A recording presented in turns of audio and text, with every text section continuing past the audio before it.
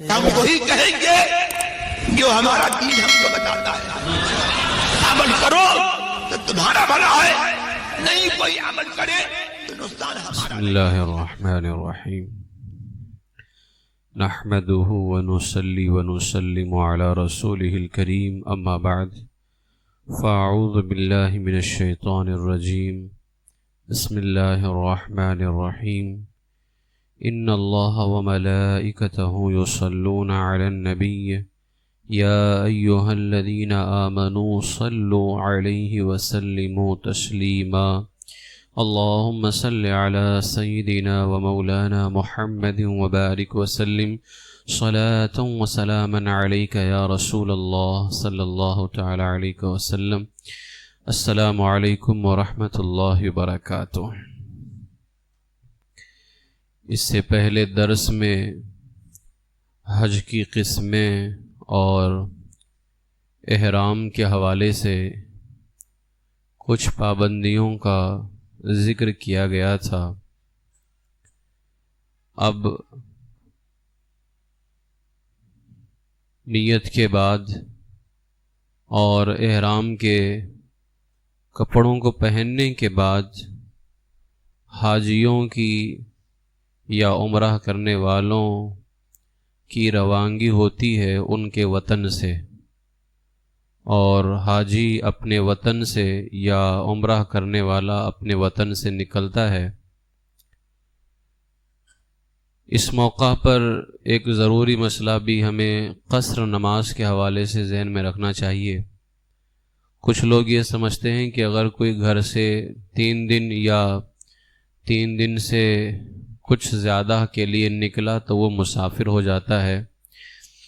ایسا نہیں ہے، بلکہ اپنے شہر کی حدود سے نکلنا ضروری ہے. گھر سے نکلتے ہی کوئی مسافر نہیں ہوتا ہے، بلکہ جس شہر میں رہ رہا ہے اس شہر سے بھی نکلے، اور اس شہر کے آس پاس کے جو چھوٹے چھوٹے علاقے ہوتے ہیں جن کو حدود کہا جاتا ہے، ان علاقوں سے بھی نکلنا جو ہے ضروری ہے اس کے لیے. جب وہ ان علاقوں سے نکل جائے تب اب وہ مسافر کہلاتا ہے. اور بھی اس کی ایک شرط یہ ہے کہ وہ 92 کلومیٹر سفر کرنے کا ارادہ رکھتا ہو، اور اس کی ایک شرط یہ ہے کہ وہ 15 دن یعنی 15 دن اگر رکنے کا ارادہ نہیں رکھتا ہے، 15 دن سے کم کا رکھتا ہے، تب وہ مسافر ہوگا.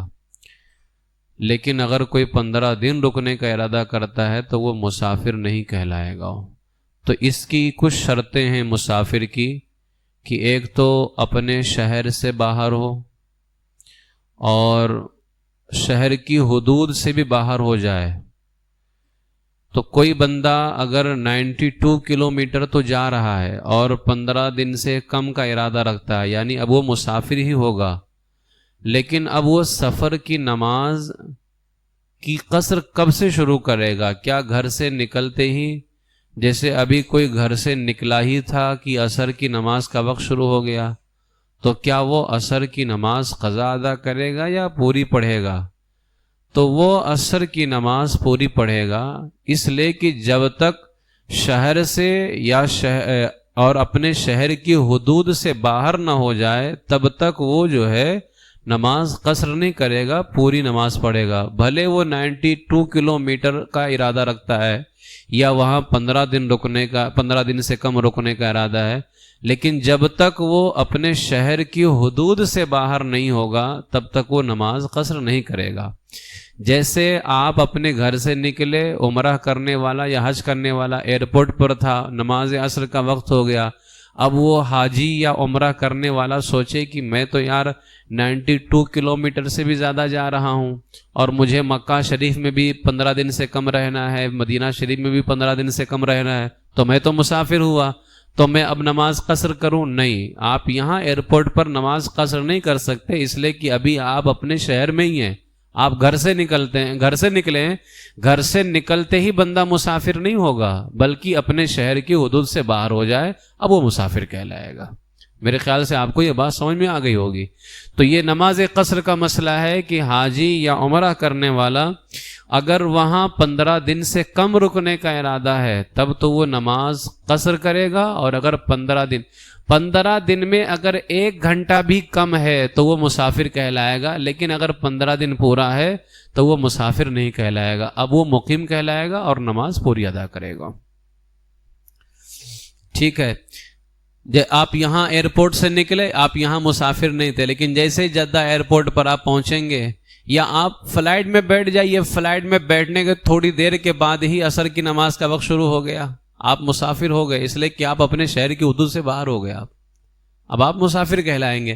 تو یہاں ایئرپورٹ پر آپ مسافر نہیں ہوں گے، لیکن جب جدہ ایئرپورٹ پر اتریں گے یا اور ایئرپورٹ پر تو آپ وہاں مسافر کہلائیں گے اور وہاں آپ نماز قصر ادا کریں گے.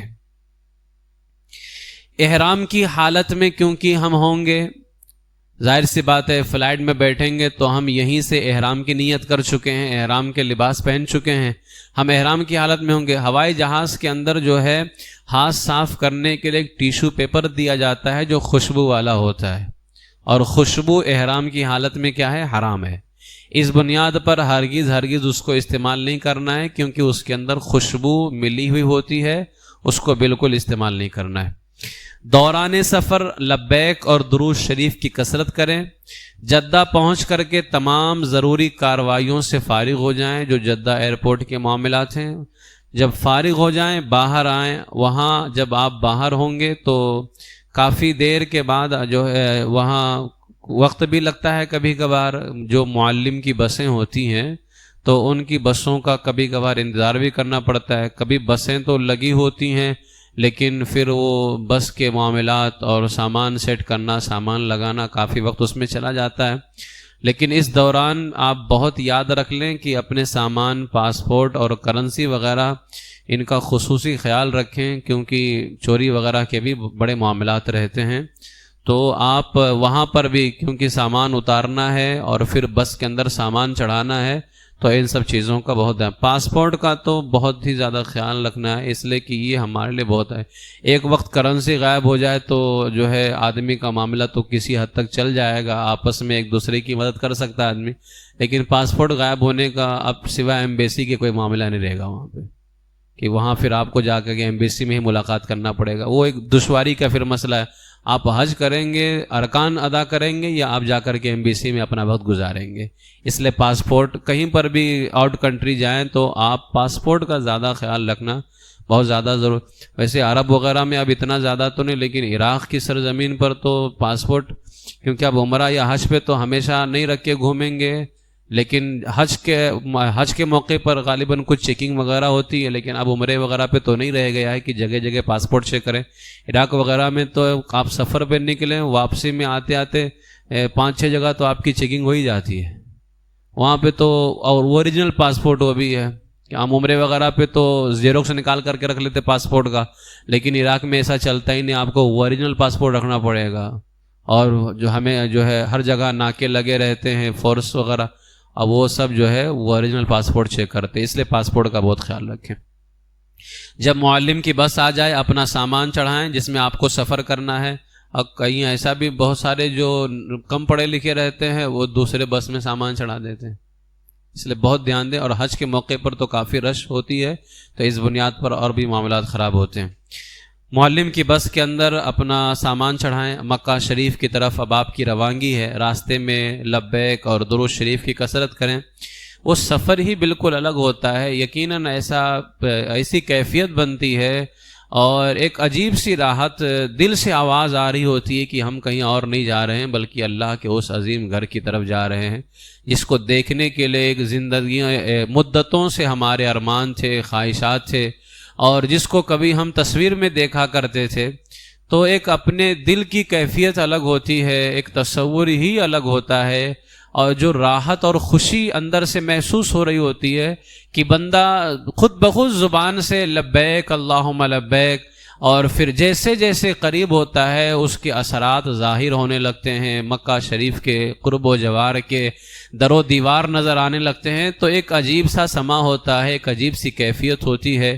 یقیناً وہ معمولی گھر نہیں ہے، اس گھر کا حج کرنے والوں میں انبیاء کرام ہیں، صحابہ کرام ہیں، اللہ کے بڑے بڑے اکابرین ہیں، اور اتنا عظیم گھر ہے. جب ہم وہ تاریخ پڑھتے ہیں نا عاشقوں کا حج، تو ایک عجیب عاشقوں کے حج کی ایک داستان تاریخ کتابوں کے اندر عجیب موجود ہے. حضرت ذوالنون مصری رحمۃ اللہ تعالی علیہ، حضرت ذوالنون مصری رحمۃ اللہ تعالی علیہ فرماتے ہیں کہ مینا کے اندر، کیونکہ قربانی مینا میں ہوتی ہے، حاجی جو کرتے ہیں، کہتے ہیں ہم نے دیکھا کہ ایک بندہ، ہر کوئی اپنی قربانی میں لگا ہوا ہے، ایک بندہ الگ تنہائی میں بیٹھا ہوا ہے. حضرت ذوالنون مصری فرماتے میں اس کو دیکھے جا رہا تھا کہ آخر یہ بھی تو حج کے لیے آیا ہے، یہ قربانی کیوں نہیں کر رہا ہے. فرماتے میں دیکھ ہی رہا تھا کہ اچانک اس نے اللہ کی بارگاہ میں ہاتھ اٹھا کر کے کہا مولا ہر کوئی تیری بارگاہ میں جانور کی قربانی دے رہے ہیں، میں اپنے آپ کو قربان کرنا چاہتا ہوں، مولا تو میری قربانی قبول کر لے. حضرت ذوالنون مصری فرماتے اتنا کہنے کے بعد اس نے اپنی انگلی اپنے گلے پہ پھیری اور میری نگاہوں کے سامنے اس کا گلا کٹا اور وہ اللہ کی راہ میں قربان ہو گیا.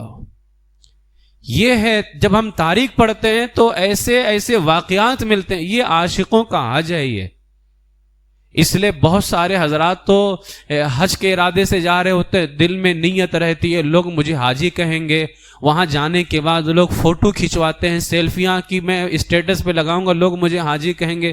میرے عزیزو اپنے اس سفر کو جس میں تم نے لاکھوں لگایا ہے، کتنی محنت مشقت کرنی ہے، کیوں چند چیزوں کی بنیاد پر اپنے سفر کو ضائع کرتے ہو؟ آپ نے کسی کے لیے حج نہیں کرنا ہے، اپنے رب کے لیے حج کرنا ہے. اپنے رب کو راضی کر لو، اس کی بارگاہ میں قبول ہو گیا تو بس تمہارے لیے کافی ہے. یہ لہٰذا اس طرح ہمارے اس کو بھی پڑھنا چاہیے، تاکہ ہم جب اس طرح کے واقعات پڑھتے ہیں نا تو ہمیں بھی اسی طرح حج کرنے کا شوق پیدا ہوتا ہے. اس لیے اب ہمارا سفر اللہ کے اس عظیم گھر کی طرف ہے جہاں بڑے بڑے انبیاء کرام پیدل چل کر کے آتے تھے اور اللہ کے اس گھر کا طواف کرتے تھے. آج ہم وہ گھر دیکھنے والے ہیں جس کی زیارت کے لیے خود میرے آقا علیہ الصلوۃ والسلام جب مکہ شریف سے ہجرت کرنے لگے، کافروں کی وجہ سے ہجرت کیا تھا، جب میرے آقا علیہ الصلوۃ والسلام مکہ شریف سے باہر نکلے، آخری نگاہ کعبہ شریف پہ ڈالی اور حضور نے فرمایا اے کعبہ، مجھے تو اتنا پسند ہے، میں تجھے کبھی نہ چھوڑتا، لیکن ان کافروں کی وجہ سے چھوڑ کے جانا پڑ رہا ہے. تو آپ اندازہ لگائیں آج ہم اس گھر کی زیارت کرنے والے ہیں کہ میرے آقا خود فرماتے میں تجھے کبھی نہ چھوڑتا اگر ان کافروں نے مجھے نہ ستایا ہوتا. تو اس لیے اپنے اس سفر کو، اب جب وہاں اترے معلم کی بس میں سوار ہو گئے، اب مکہ شریف کی طرف روانگی ہے. در و دیوار مکہ شریف کے نظر آنے لگے. جیسے ہی مکہ شریف کے در و دیوار نظر آنے لگے، اب اپنا سر جھکا لیں، آنکھیں گناہ کے شرم سے نیچی کر کے خشوع و خضوع کے ساتھ لبیک اور دعا کی کثرت کرے.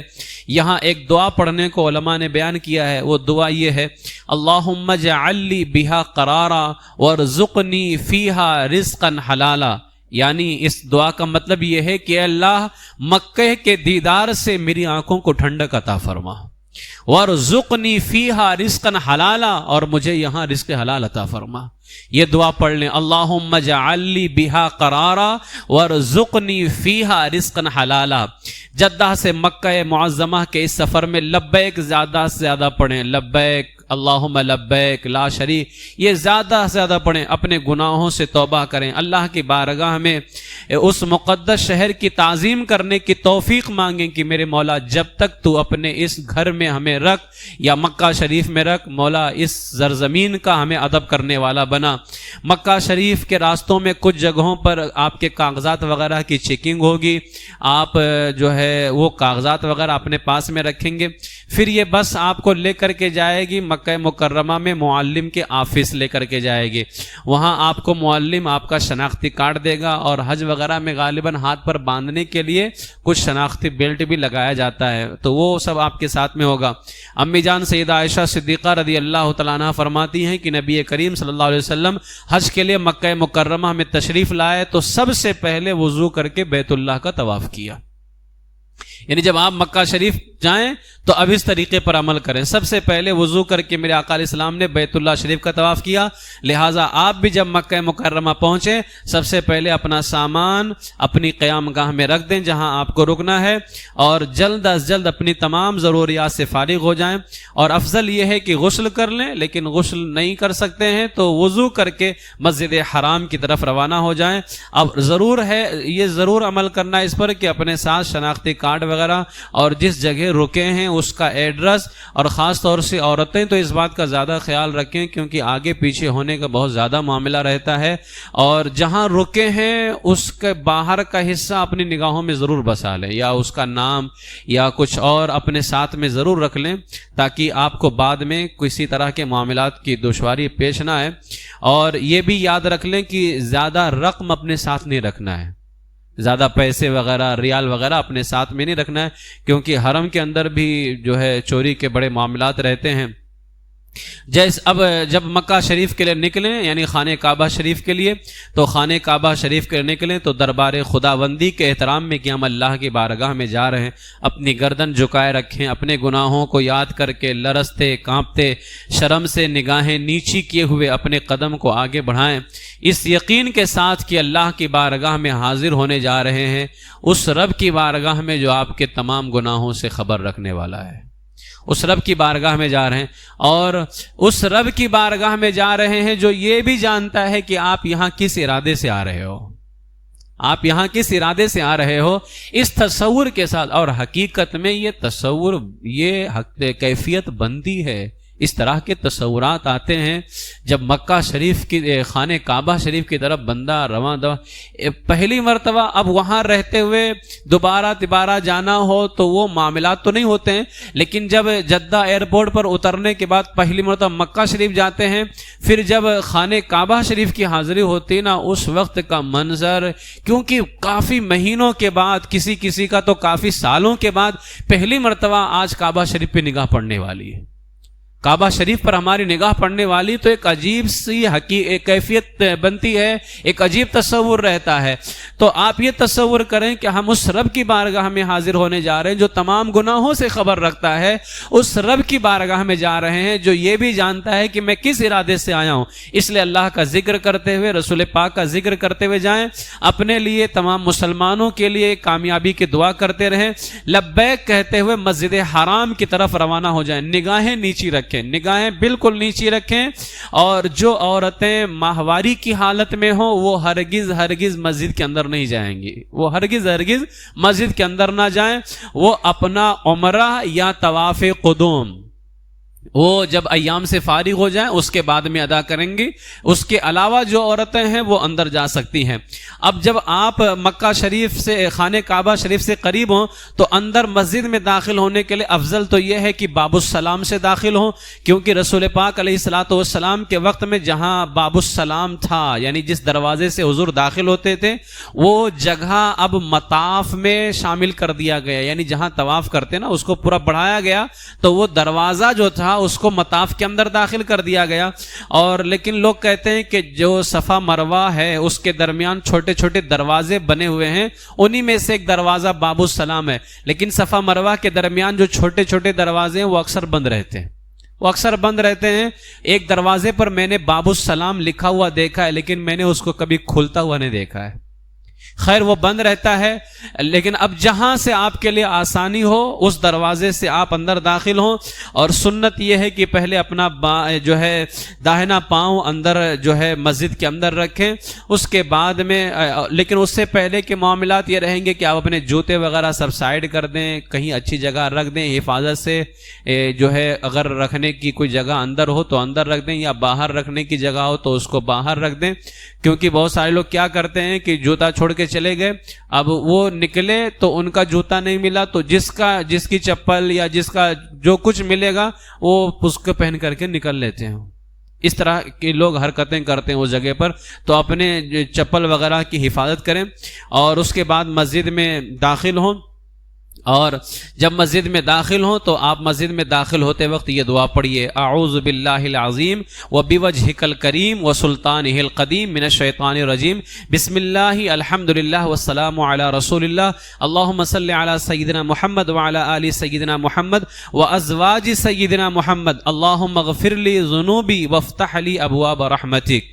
یہ دعا آپ کو پڑھنی ہے، مکمل دعا آپ یاد نہیں ہے تو پڑھیں الصلاۃ والسلام علی رسول اللہ، اللہم افتح لی ابواب رحمتک کا، حضور علیہ السلام پر درود شریف پڑھ کر کے مسجد میں داخل ہونے کی دعا پڑھیں۔ یہ دعا یاد رکھ لیں تو بہت بہتر ہے، کبھی بھی مسجد میں داخل ہوں، کسی بھی مسجد میں داخل ہوں، یہ دعا پڑھنی چاہیے۔ اس کے بعد اتنا اور ملا لیں، اللہم انت السلام ومنک السلام والیک یرجع السلام حینا ربنا بالسلام وادخلنا دار السلام تبارکت ربنا وتعالیت یا ذا الجلال والاکرام اللہم ان ھذا حرمک وموضع امنک فحرم لحمی وبشری ودمی ومخی وعظامی علی النار. یہ دعا بھی اگر ہو سکے تو یاد کر لیں، اور اسی وقت آپ اعتکاف کی نیت کر لیں، نویت سنت الاعتکاف، کیونکہ آپ مسجد میں داخل ہوئے ہیں. اور اس کا فائدہ یہ ہوگا کہ جب تک آپ مسجد کے اندر رہیں گے اللہ کے فرشتے آپ کے نام اعمال کے اندر نیکیاں لکھتے رہیں گے، اور پھر اس مسجد کی ایک نیکی تو 1,00,000 نیکی ہے، اس مسجد کی ایک نیکی تو 1,00,000 نیکی ہے. فرشتے اگر 100 نیکیاں بھی لکھ دیں تو آپ جائیے اندازہ لگائیے کہ آپ کے نام اعمال میں کتنی نیکیاں ہو جائیں گی. اس لیے اعتکاف کی نیت کر لیں، اور پھر کافی دیر تک آپ کو رکنا ہے تو ہو سکتا ہے اس دوران آپ کو وہاں کچھ حرم میں کھانا پڑ جائے یا کچھ پینا پڑ جائے، تو کم سے کم یہ آپ کے لیے جائز تو ہو جائے، ورنہ اعتکاف کے بغیر مسجد میں کھانا پینا سونا جائز بھی نہیں ہے. تو آپ اعتکاف کی نیت کر لیں، ثواب بھی ملتا رہے گا، اور ساتھ ساتھ میں اگر آپ کو یہ کام کرنا پڑ جائے تو یہ کام بھی آپ کے لیے جائز ہو جائے گا. اب آپ جب مسجد حرام میں داخل ہو جائیں اور کسی نماز کا وقت ہو، ظہر کی نماز کا وقت اثر، تو اپنی نماز آپ تنہا پڑھیں. ان اماموں کے پیچھے ہرگز اپنی نماز نہیں ادا کرنی ہے، وہ سب کے سب گمراہ غیر مقلد ہیں اور ان کے عقائد باطلہ بالکل واضح ہیں، لہٰذا اپنی نماز ان کے پیچھے ضائع بالکل نہیں کرنی ہے. آپ کو اپنی نماز تنہا پڑھنی ہے، حرم کے اندر پڑھنی ہے. لوگ یہ سمجھتے ہیں کہ یار اتنی دور سے آئے اب بھی ان کے پیچھے نہیں پڑھیں گے تو کیا فائدہ. یاد رکھ لیجئے ان کے پیچھے اگر آپ نے پڑھا تو آپ گنہگار ہوں گے، اور اگر ان کو حق پہ جانتے ہوئے پڑھا تب تو آپ گمراہ بھی ہو جائیں گے. آپ اس لیے ان کے پیچھے نماز نہیں پڑھنی ہے. یاد رکھ لیجئے آپ نے یہاں سے وہاں تک کے سفر کیا، ہم یہ دیکھتے ہیں کہ سفر اتنی دور سے کر کے آیا ہے، لوگ یہ تصور کرتے ہیں کہ یار وہاں سے سفر کر کے مکہ شریف آیا اب بھی ان کے پیچھے نماز نہیں پڑھیں گے. تو ہم وہ رسول پاک کے غلام ہیں. ہم یہ نہیں دیکھتے ہیں کہ ہم سفر کہاں سے کر کے آئے ہیں، ہم یہ نہیں دیکھتے ہیں کہ ہم کہاں آئے ہیں. ہم سب سے پہلے یہ دیکھتے ہیں کہ حضور کی محبت موجود ہے یا نہیں موجود ہے، حضور کا عشق موجود ہے یا نہیں موجود ہے. اگر حضور کا سچا پیار موجود ہوتا ہے تو لمبا سفر کیا، 2 قدم چلنے کے بعد بھی اگر ہمیں کوئی امام مل جائے تو ہم اس کی اقتدا کر لیتے ہیں. لیکن حضور کا عاشق ہونا چاہیے، ٹھیک ہے. ان کے عقائد باطلہ اور وہ گمراہ ہیں. بتائیے آپ حضور کو وسیلہ بناتے ہیں، اے اللہ اپنے محبوب کے وسیلے سے قبول فرما. وہ تو کہتے ہیں کہ حضور کو وسیلہ بنانا حرام ہے. تو اب آپ کیا نماز پڑھیں گے ان کے پیچھے؟ آپ حضور سے مانگ سکتے ہیں نا، اللہ نے ان کو اختیار دیا ہے، وہ تو ان سے مانگنے کو حرام کہتے ہیں. آپ کیا نماز پڑھیں گے آپ؟ اس لیے جو ہمارے آقا علیہ الصلوۃ والسلام کے حوالے سے ایسی باتیں رکھے تو پھر ہم تو اس کے پیچھے نماز پڑھنے کو تیار نہیں.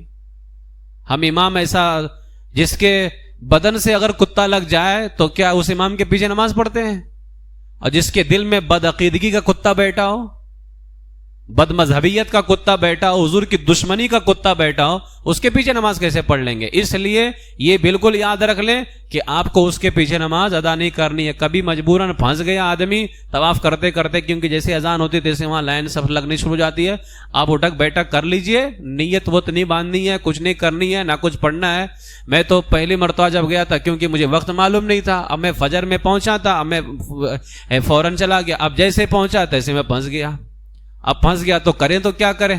اب لائن میں کھڑا ہو گیا اور جو ہے نا کھڑا رہا، رکوع میں بھی زیادہ سجدے، موبائل نکالا اور کعبہ شریف کوئی پہلا سفر تھا اور پہلی نگاہ تھی کعبہ شریف پہ، اور میں پہلے مالے پہ تھا اور کعبہ شریف کو دیکھتا رہا. الحمدللہ جو ہے وہ 2 رکعت اس کے پیچھے کھڑا تو رہا، کعبہ شریف کو دیکھتے دیکھتے کعبے کے بدرالدجا پڑھتا بھی رہا. میں یہ نماز میں پہلی مرتبہ کعبے کے بدرالدجا میں پڑھا تھا، اور نماز تھی نہیں نا اصل میں وہ، تو میں کعبے کے بدرالدجا پڑھتا رہا. پھر اس میں اپنے کو پتہ چل گیا کہ نمازوں کا کیا حال یہاں پہ ہوتا ہے، معلوم نہیں تھا.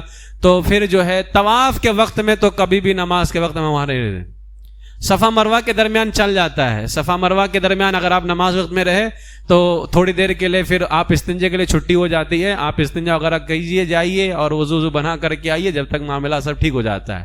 لیکن اگر آپ طواف میں پھنس گئے تو بڑا مسئلہ ہو جاتا ہے، کیونکہ فوراً نکل کے لمبا جانا پڑتا ہے نا. اور آپ اگر صفا مروہ کے درمیان میں ہیں تو بس دروازے سے باہر نکلیے اور جب تک نماز وغیرہ ہوتی ہے آپ اپنی حاجت سے فارغ ہو جائیے. تو ہم ایسے کرتے تھے کہ تھوڑی دیر کے لیے ہمارے لیے چھٹی ہو جایا کرتی تھی، ہم جو ہے طہارت وغیرہ سے فارغ ہوتے تھے، وضو بناتے تھے، پھر آ کر کے صفا مروہ کی صحیح کرتے، باقی ہے تو ٹھیک ہے، ورنہ پھر ہو گیا تو اپنا سرور چھلا کر کے یا جو بھی معاملات ہیں وہ پھر ہمارے معاملات پورے جاتے تھے، اس لیے ان کے پیچھے نماز آپ کو نہیں ادا کرنی ہے۔ پھر آپ طواف کے لیے تیار ہو جائیں، آپ وہ خوش نصیب ہیں، اپنے آپ کے اندر تصور کریں کہ ان قریب بیت اللہ کی ہم زیارت کرنے والے ہیں، وہ اللہ کا گھر جو ساری دنیا کا قبلہ ہے، وہ اللہ کا گھر جس کی طرف ہم ہر نماز میں اپنا منہ کر کے نماز ادا کرتے تھے، آج اللہ کے فضل سے وہ گھڑی آنے والی ہے جب کعبہ معظمہ آپ کی نگاہوں کے سامنے ہوگا، جس کے بارے میں ہمارے بزرگوں نے فرمایا جس وقت اس پر پہلی نظر پڑتی ہے اس وقت جو دعا مانگی جاتی ہے وہ قبول ہوتی ہے۔ آپ جب مسجد شریف کے اندر پہنچے، آپ کو مسجد کے بیچ میں کعبہ معظمہ کی، اس لیے نگاہیں نیچی کر کے چلتے رہیے، اگر دو چند لوگ ساتھ میں ہیں تو ایک دوسرے کا ہاتھ پکڑ لیجئے اور نگاہیں نیچی کر کے چلتے رہیے۔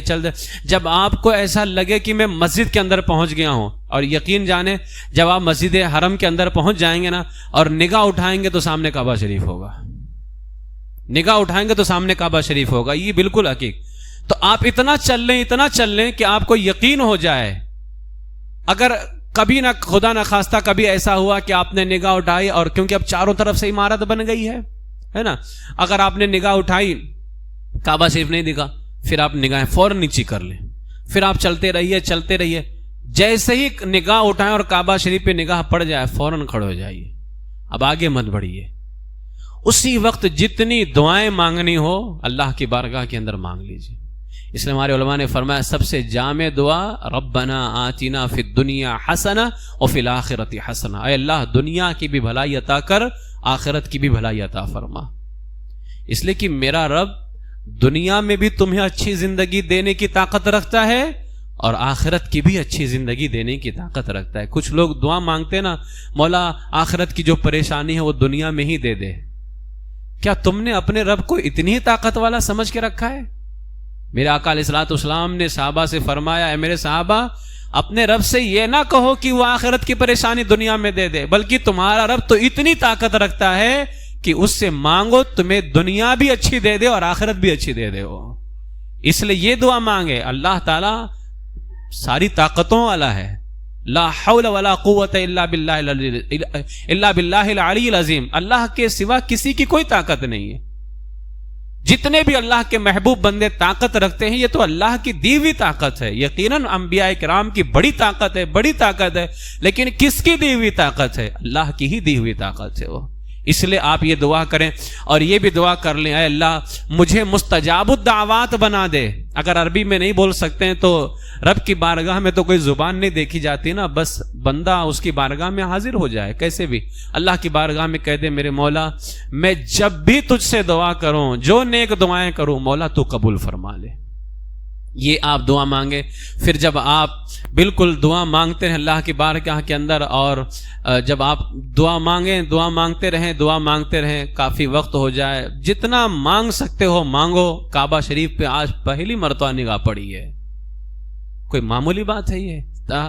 انسان تنہائی میں بیٹھ کر کے تصور کرے کہ بتائیے جس کی طرف ہم رک کر کے نماز پڑھتے تھے کیسا نصیبہ ہے، کیا قسمت ہے آج ہماری کہ آج ہماری نظر اس کعبہ پہ پہلی مرتبہ پڑی ہے، کوئی معمولی نہیں۔ اور اس کا جلال، اس کا روب ایک طرف، اس کا کعبہ شریف کا جو جلال ہے، جو روب ہے، اس کا تو اندازہ نہیں لگا سکتا آدمی۔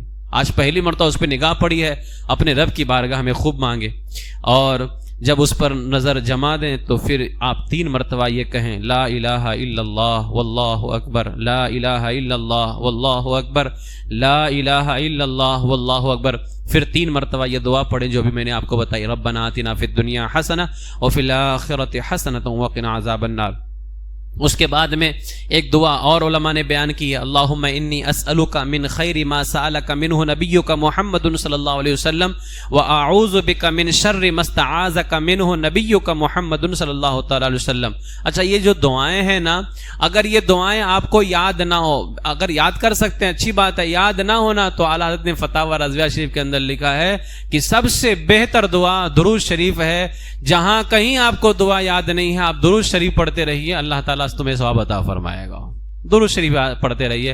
آپ نگاہ کعبہ شریف پہ پڑی، کچھ نہیں مانگنے آتا ہے نا، بندہ سوچتا ہے یار میں کیا مانگوں, نہیں مانگ سکتے, آپ درود شریف پڑھتے رہیے, جتنا زیادہ درود شریف پڑھ سکتے کعبے کو دیکھ کر کے پڑھتے رہو, اس لیے کہ اعلیٰ حضرت علیہ رحمہ فرماتے ہیں درود شریف وہ عبادت ہے کہ آپ اگر درود شریف پڑھتے رہیں تو یہ وعدہ ہے رب کا کہ اگر کوئی میرے محبوب پہ درود شریف پڑھتا رہے میں اس کے مانگنے سے زیادہ اور مانگنے سے بہتر عطا کروں گا میں اس کو.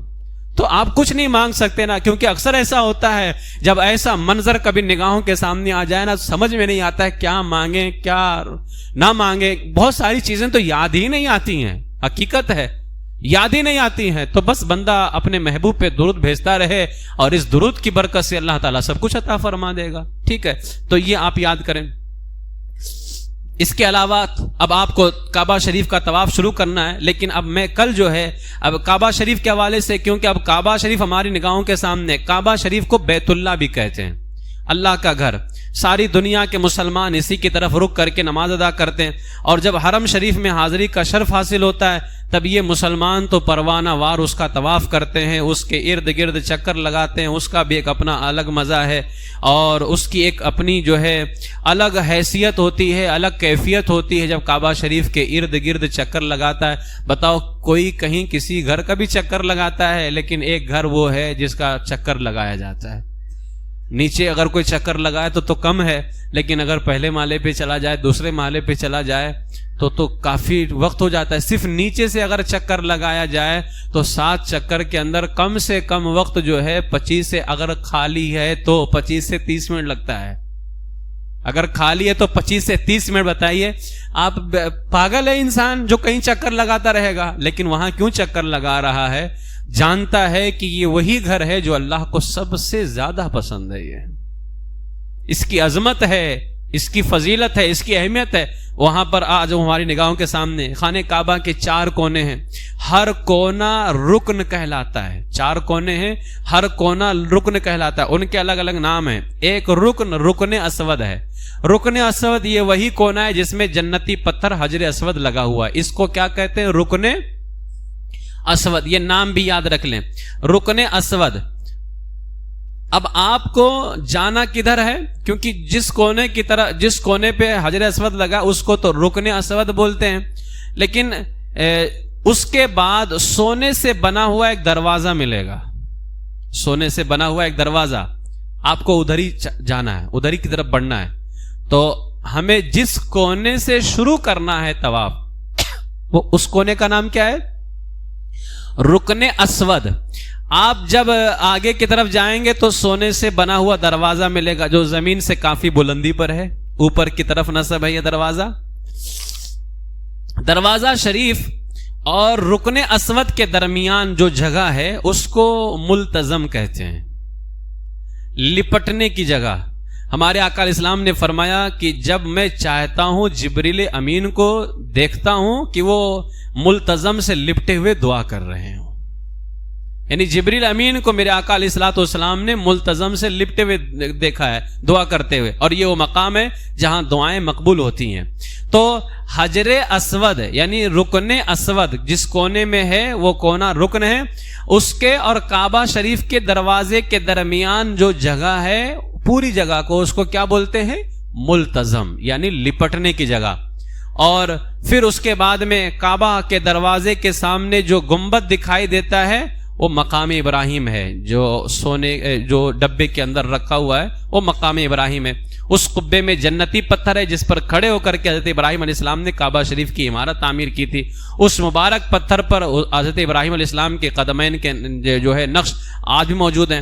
رکن اسود کے بعد جو کونا آئے گا, یعنی اب ظاہر سی بات ہے رکن اسود, اس کے بعد میں دروازے سے پہلے ملتزم, پھر دروازہ اور مقام ابراہیم. اب آپ جب اور آگے کی طرف جائیں گے ایک کونا اور نظر آئے گا, اس کونے کا نام کیا ہے؟ رکن عراقی. رکن عراقی یہ عراق کی سمت والا کونا ہے, اس لیے عراق کی طرف وہ کونا جاتا ہے, اس لیے اس کا نام کیا ہے؟ رکن عراقی. اس کے بعد جو اگلا کونا ہے, کیونکہ اب رکن عراقی سے لے کر کے یعنی اس کے بعد جو کونا آئے گا شمالی دیوار کے پاس میں جو ہے یہ پورا حتیم کہلاتا ہے. حتیم یعنی حتیم کا حصہ ہوتا ہے نا جو باؤنڈری لگی ہوئی ہے شیپ کی شکل میں، جو چاند کی شکل میں، یہ حتیم کا حصہ کہلاتا ہے. تو رکن عراقی، اس کے بعد جو اگلا کونا ہے وہ رکن شامی کہلاتا ہے. یعنی پہلے رکن اسود، پھر آگے بڑھیں گے تو ملتزم، کعبے کا دروازہ، مقام ابراہیم، پھر اس کے بعد میں جو کونا ہے وہ رکن عراقی، اور اس کے بعد جو اگلا کونا ہے وہ رکن شامی ہے. رکن عراقی اور رکن شامی کے درمیان جو باؤنڈری ہے وہ حتیم کہلاتا ہے. اور حتیم کے بارے میں آتا ہے کہ یہ کعبہ شریف کا ہی حصہ ہے. جس نے حتیم کے اندر نماز پڑھی گویا اس نے عین کعبہ کے اندر نماز ادا کی ہے. اس لیے حتیم، کیونکہ جب پہلے کعبہ شریف حضرت ابراہیم نے تعمیر کیا تھا نا، تو وہ جو حصہ ہے باؤنڈری والا وہ کعبے کے اندر کا تھا. میرے آقا علیہ الصلوۃ والسلام کے زمانے کے اندر جو ہے کافی زیادہ سیلاب آیا، پانی آنے کی بنیاد پر عمارت گر گئی، بوسیدہ بھی ہو گئی. جب دوبارہ بنانا ہوا نا تو مال کم ہو جانے کی بنیاد پر وہ حصہ چھوڑ دیا گیا تھا. مال کم ہو جانے کی بنیاد پر وہ حصہ چھوڑ دیا گیا تھا، لیکن وہ خانہ کعبہ کا حصہ ہے. یعنی وہ وہی حصہ ہے جس کو حضرت ابراہیم علیہ السلام نے کعبے کے اندر بنایا تھا. اسی لیے علماء فرماتے اگر کوئی حتیم کے اندر نماز پڑھے گا تو گویا کہ اس نے عین کعبے کے اندر نماز ادا کی ہے. یہ ہم غریبوں کے لیے، کیونکہ بڑے بڑے لوگ جو آج بہت سارے، کہیں کا حاکم ہو، کہیں کا کچھ ہو، تو اس کو لوگ وہاں کی گورنمنٹ اس کو اندر لے کر کے جاتی ہے. لیکن اللہ تبارک و تعالیٰ کا بڑا فضل کہ وہ جگہ خالی ہے تو ہم اس کے اندر نماز پڑھ کر کے عین کعبے کے اندر نماز پڑھنے کا شرف حاصل کرتے ہیں. تو یہ بھی اللہ کا ہم پر کرم ہے. تو وہ حتیم کعبہ کہلاتا ہے. یہ کعبہ معظمہ کی شمالی دیوار کے پاس نصف دائرے کی شکل میں باؤنڈری کے اندر کا حصہ کہلاتا ہے. ٹھیک ہے. اب یہ جو میں نے آپ کو بتایا کہ حضور علیہ الصلوۃ والسلام کی جوانی کے دور میں ہی اس کی تعمیر ہوئی تھی خانہ کعبہ کی، اور پوری دیوار نہ بنا سکے تو جتنا تک انہوں نے بنایا تھا اتنا بنایا اور باہر حصہ چھوڑ دیا تھا، نشان بنا دیا گیا تھا. یہ اللہ تبارک و تعالیٰ کا ہمارے اوپر بے پناہ کرم ہے کہ ہم جو ہے حتیم کے اندر داخل ہو کر کے نماز ادا کرتے ہیں. اسی حتیم میں آپ نے دیکھا ہوگا ایک پرنالہ بھی لگا ہوا ہے، سونے کا پرنالہ، جس کو میزاب رحمت کہتے ہیں. میزاب رحمت یعنی رحمت کا پانی، اس سے بارش کا پانی حتیم کے اندر گرتا ہے. اب وہ پانی کہاں کا رہتا ہے؟ کعبہ شریف کے اوپر کا رہتا ہے. کعبہ شریف کے اوپر پانی رہتا ہے، جمع ہوتا ہے. وہی پانی جو ہے وہ میزاب رحمت سے نیچے گرتا ہے. اس کے نیچے کھڑے ہو کر کے مانگی جانے والی دعائیں مقبول ہوتی ہیں. دعائیں اس میں کیا ہوتی ہیں؟ مقبول ہوتی ہیں. تو پہلا والا رکن کیا ہوا؟ رکن اسود. دوسرا رکن رکن عراقی. تیسرا رکن رکن شامی. یہ 3 رکن ہو گئے. 4 رکن ہے نا خانہ کعبہ کا. اب خانہ کعبہ کا آخری رکن رکن یمانی ہے. حجر اسود سے آگے جب آپ جائیں گے رکن عراقی، حجر اسود والے کونے کے پیچھے کونے والا رکن یمانی. ٹھیک ہے. تو رکن اسود، رکن عراقی، رکن شامی اور رکن یمانی، یہ 4 کونے. ٹھیک ہے. رکن یمانی اور رکن شامی کے درمیان کعبہ شریف کی مغربی دیوار کا وہ حصہ جو ملتزم کے مقابل میں، اب جیسے